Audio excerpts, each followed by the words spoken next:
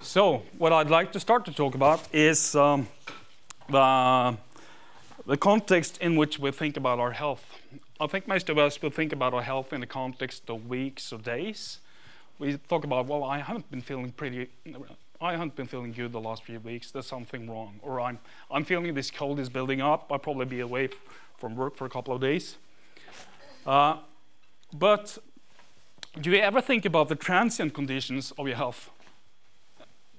Am I more healthy now than I was 15 minutes ago? And what can I do the next 30 minutes to improve my health? Most of us won't think like that, but if you develop a disease like diabetes, you have to think like that. You need to be conscious about the state of your biology every minute and plan every minute or every hour at least of the day of what you're going to do and how this could affect your health. So this is a challenge we're addressing with our technology. So technology is a non-intrusive device.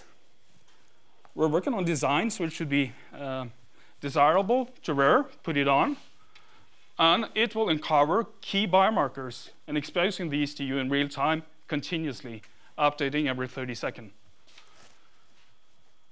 Then further, we plan to set up a concept where you can mediate that information to whichever you would like to be your advisor. It could be a physician, it could be an expert in a distant place.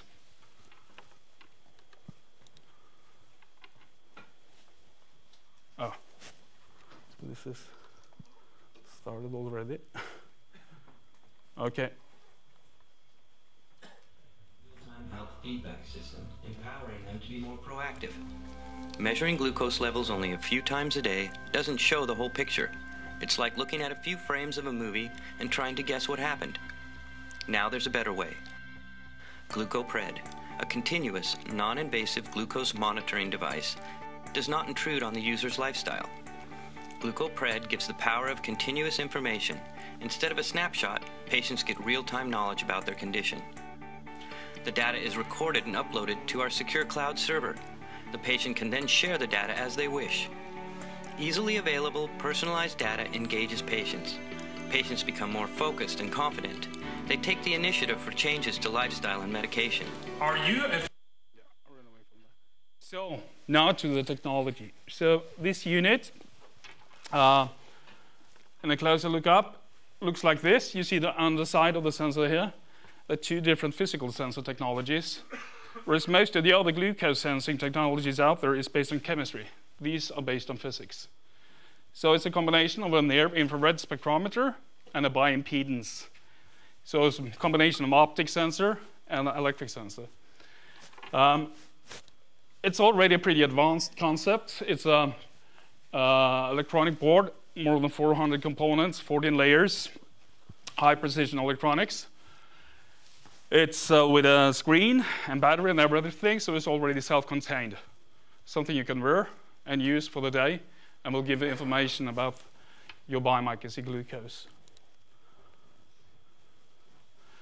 The concept is more than only sensors, because there's been a lot of attempts early on in the history trying to use those types of sensors to measure glucose. Nobody actually achieved that so far. So we wouldn't start up this unless we actually thought we had a new approach to this. So our approach is some very advanced mathematics using geometrics and first principle modeling.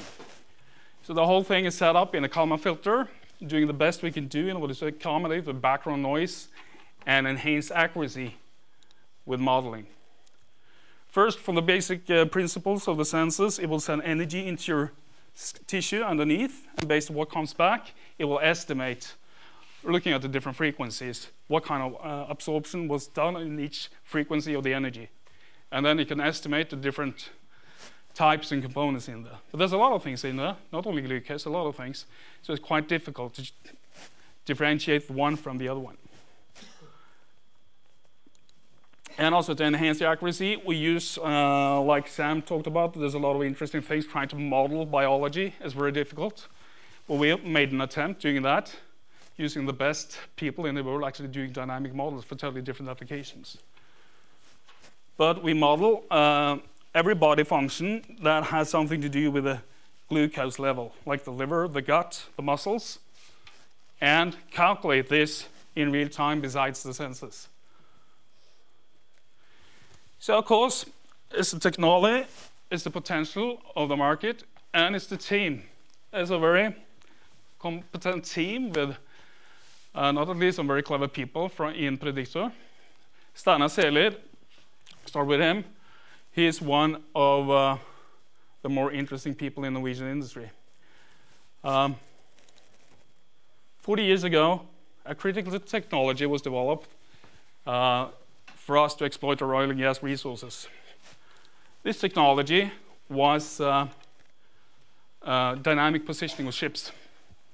This is the technology that makes ships stay put in critical operations so they can do the things they need to do out there offshore. So there was a research group in SINTEF at the time. Steinar was one of these guys, and they achieved the application of doing dynamic positioning much better than anybody else achieved, using mathematical models, dynamic models, to filter noisy sensors. And this is actually recognized as the biggest engineering achievements ever done in Norway. Steinar later founded Prediktor, starting to get gray hairs, but we went into instruments serving production industries, food and feed, with instrumentation for measuring fat, water, and protein. This is a difficult application as well, because it's still measuring in real time, and there's a lot of disturbances here, a lot of background noise. So later, when Steinar, unfortunately in 2012, ended up having a stroke to his brain, he was taken care of, in critical care, but he was a bit puzzled because to measure his oxygen saturation, he could use light. To measure glucose, he would need to intervene with his bloodstream and get the blood drop out. So he got the idea, could our technology developed for the industries over many years, 15 years, crack the code of doing non-invasive glucose? This is a difficult challenge, and I would compare it to like this one. You face a stormy sea, that's the background noise. And then you throw a stone into the sea, and you're going to do a wave analysis to estimate the size of the stone. And as soon as you actually achieve doing that, you'll be thrown into another storm. You need to do the whole thing over again. So that's the challenge of actually trying to do this. It's no wonder nobody else actually achieved it, but we've achieved it. We use these 4 concepts, 2 physical sensors, dynamic calibration, developed for a totally different application, and a metabolism model. Result is something very unique for the diabetes market. It's hassle-free, non-invasive, non-intrusive to your life. It monitors you at all times, give you warnings if you have rapid increases or declines in blood sugar levels, so you can tend to the situation before it becomes dangerous for you. Dr. Terje Karstang is another one. He's actually got an Elsevier Metric Award that can be compared like with the gold medal in statistics, Olympic gold medal in statistics. Sture Berg, been working with Bård Eker for years, starting up a lot of interesting electronic companies. And then we have all partners. There's a lot of competence not within the company, so we're actually working closely with a lot of groups up here, especially the University of Oslo and Bioimpedance Group. They have very, very good global peer knowledge about bioimpedance using that. Intellectual property is important. There's another research group in Trondheim we cooperate with. And regulatory process is a local Oslo company. On design is a Prediktor company. And SINTEF assisting us in trying to figure out new applications. Oslo Medtech and the West. Well, our targets is the diabetes market. First of all, we're going to take this device to diabetes markets. Diabetes is a big challenge. There's about 400 million people with diabetes. World economies spend $600 billion every year on diabetes. So this is a challenge for the people having diabetes and the healthcare sectors. More than 10% of healthcare sectors globally is spent on diabetes-related challenges. So, and for the people, they need to balance the situation of having high or low glucose levels. Low is dangerous, immediately acute. High will end up in complications. Yeah. So, I will just skip through these. Pre-diabetics could also use this one. It will detect varying dynamics in glucose curves continuously and warn you about this. We could do lactate, and for sports, this could be interesting. So there's a whole range of potential for this technology to go to different markets in different sectors. Yeah. So our plan right now is to get it into Europe, product launch. We're now into clinicals. The second clinical study is starting up now with 100 patients. And we plan to file a dossier by spring next year and potentially be in the market fall. Later, we will go to the United States. In the meantime, we will see if we can find a position in the non-regulated markets in global sports and fitness. Later, develop data services.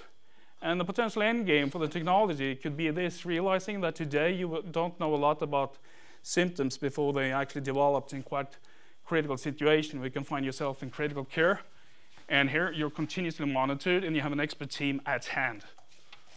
Tomorrow, as a consequence of our technology, that situation could change dramatically. If you wear devices like this, you can take off the information about key biomarkers. You can choose to publish them on a secure cloud service. This cloud service, you will accept to share the data with the global experts within the field you have a challenge with. So this is not your local physician or your local clinic. It's the best people in the world. And then have a magnitude or scale benefit of actually servicing the clients. We call this Viva Archivo. And this could go to the healthcare, fitness, and whatever. Information is processed within minutes, not months or years. So that's it. We plan to disrupt the diabetes market, recruit a significant client base, and then move on with more interesting business models as we go along. Thank you, Espen Krogh.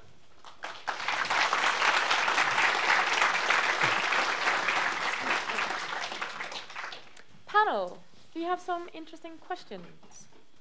Thank you for a nice presentation. It's nicely designed. I was a little bit unsure midway in the middle of it whether we will seasick or not because it's busy, but it's good also.